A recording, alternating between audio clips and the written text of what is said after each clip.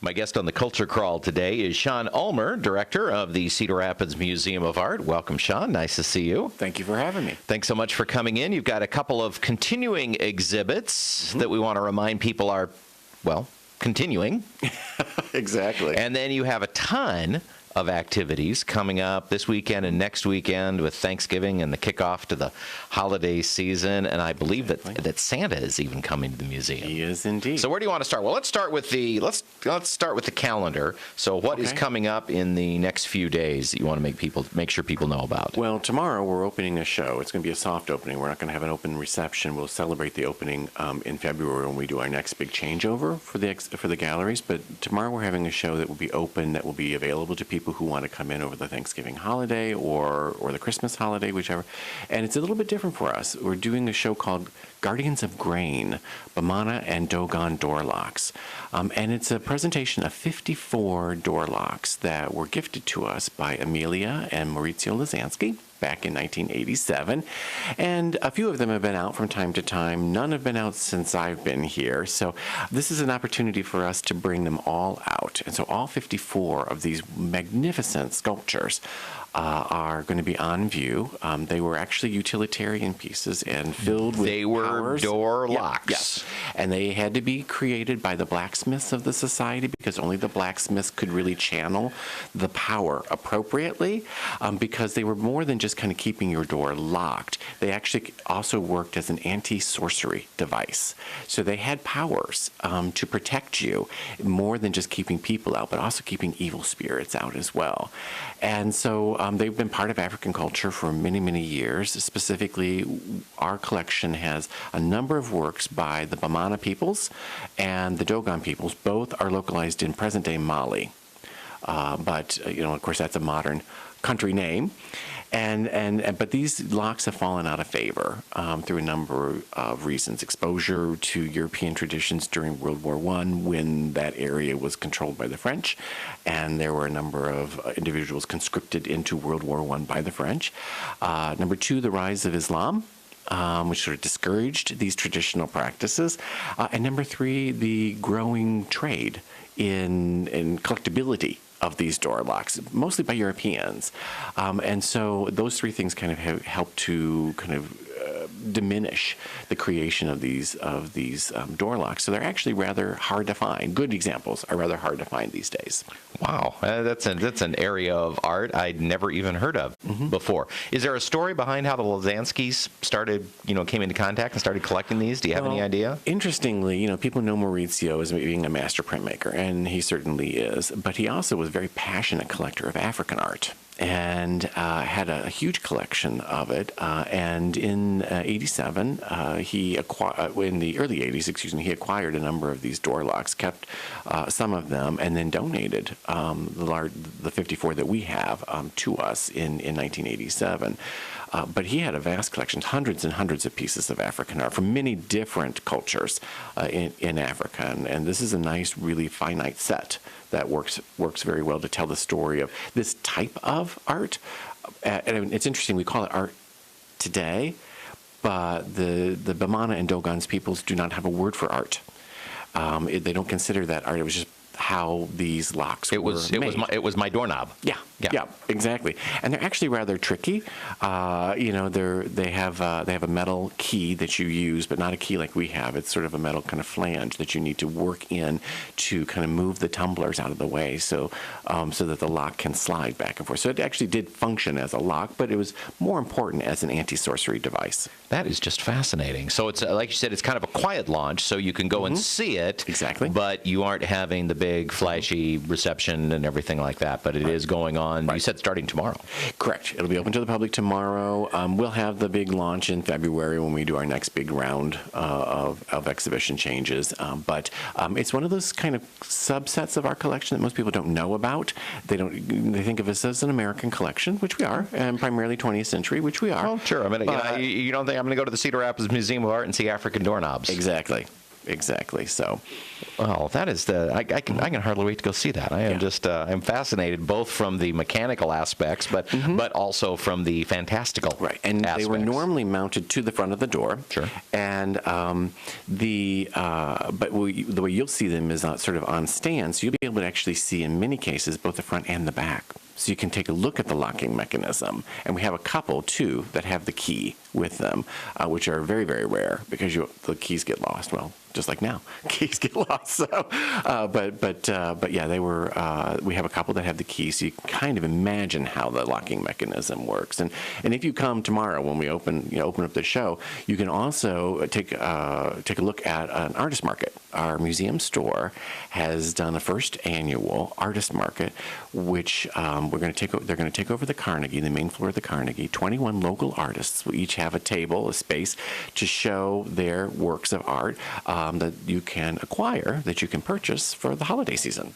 So we're kind of kicking off the holiday season a little bit early with this local artist market. So if you want to come tomorrow, buying local art is one of my favorite things to do for holiday gifts. You've got 21 people all together here, Excellent. A variety of price points, a variety of different types of medium, from glass to ceramics to metal, the whole kind of range there. So it's the first annual venture for us, but the response by the artists have been tremendous. They're very excited about it, and we're very happy to kind of facilitate that. And we think it's going to have to be even bigger next year because we're getting a number of people saying, well, how do I get on the list for next year? Excellent. Talking with Sean Ulmer from the Cedar Rapids Museum of Art about several things coming up. So I know you've got some special things to kick off the beginning of the Christmas season officially next week and in the weeks after that. So why don't we hit those briefly too, and then we'll talk about your continuing exhibits too. Absolutely. Well, we too are succumbing to Black Friday mania, and so the store is having a Black Friday special. If you spend $40, we're going to give you a gift certificate for $5. That you can use after December 1st. So it's just a little incentive. If you're looking for that unique kind of gift, the store has a lot of things. A lot of what's in the store is consignment work from artists. So again, a lot of the work, the money that you would spend there would end up going back to the artists. And that kind of carries us through the Black Friday weekend. But we're also trying something new. We're doing Giving Tuesday. It's a national program now in its second year, where after Black Friday, after Cyber Monday, any money you have left, they want you to give to nonprofits. Okay. And we're all for that. We're all for that. So we're participating for the first year. And so it'll be just one day, and we're going to do a complete social media blitz. That's how we're going to advertise it. One day of fundraising, and we are encouraging people to think in terms of 25. It's the 25th anniversary of the Charles Moore Gallery Wing. Part of the building. And it was December 1989 that we reopened the museum in its current location. And so we're asking people to think about giving in increments of 25, whether it's $25 or $75 or $25,000 if you have that lying about and don't know what to do with it. Take those. We'll take it. We'll take it. And our personal goal is to try and sign up people to do recurring gifts of $25. It's what makes IPR strong. It's what makes IPTV we do it strong. We do it here. If we can get 25 people, our goal is 25 people to give a gift of $25 monthly for a year that's charged against their credit card or debit card. That's going to generate a lot of revenue for us. And we see what a wonderful success IPR and IPTV has had with doing that. And it is something we've been offering, but only 3 people personally currently take advantage of the recurring gift option. I'm one of them. So, because if you asked me to write a big check, boy, I would stop. Right. And really think about that, because it's like, okay, what am I going to do without if I make this check out? But if you ask me to give $25 a month, that doesn't impact me in the same way. We're fond of saying, you waste that much on things you don't care about. Exactly. So why not spend it on something you do care about? Yeah, exactly. So we're doing that on Tuesday, but then looking ahead, we'll have a wonderful Art Bites on Wednesday, and Stephen Sprague from the Liberty Band of Iowa. Steve's been in here with his unique Civil War era uniform and instruments. And that ties into our Civil War show, which is up. That's one of the continuing shows. And let's talk about that in the time we have remaining. remaining. Okay. Shadows of History, Yes. which is photographs of the Civil War, is still going on. We haven't talked about this on KCCK yet, so not give me yet. just a little bit of background.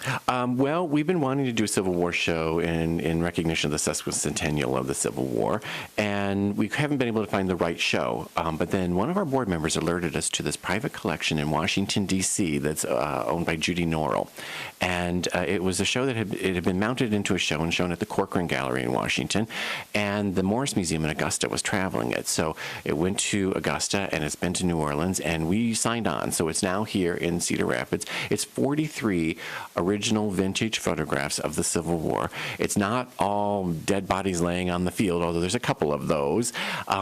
There's a wide variety of what the impact of the Civil War on the nation, both North and South, was. And photography was brand new, basically, at the time of the Civil War. And the Civil War was the first war that the United States had been involved in that actually was documented by photographs. So it was brand new, and there was all kinds of photographic techniques that were being developed in the field. Because documenting the war. So it is the first war that we can actually really see in photographs. It's kind of significant that way. And we built around that exhibition a whole series of programs, 10 separate programs, and one of them is the one coming up on Wednesday, where Steve's going to talk about Civil War music. Now, he and his group performed at the museum about 2 weeks ago with Lance Mack, the Lincoln impersonator from Marion, and we had 260 people show up. People were fascinated to learn about Civil War music, and so he was also invited to come and give one of our Art Bites talks, which is at 12:15 on Wednesday, to kind of explain a little bit more about Civil War music.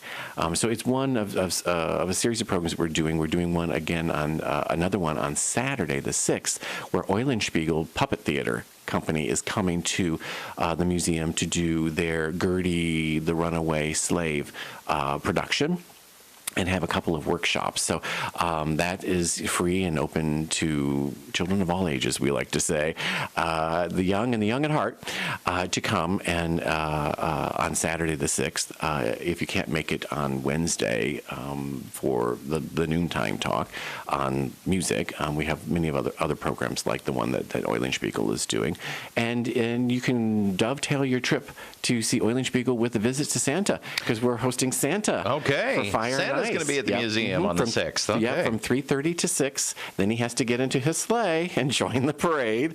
They're not doing Santa visitation after the parade anymore. They're doing it just beforehand. before. Oh, okay. Yes. So, and we're going to stay open till 8 o'clock because there's a lot going on. There are people heading to the Paramount to see the Nutcracker. There are people heading to TCR to see Shrek. There are people heading over to the Cellular Center to see Mannheim Steamroller.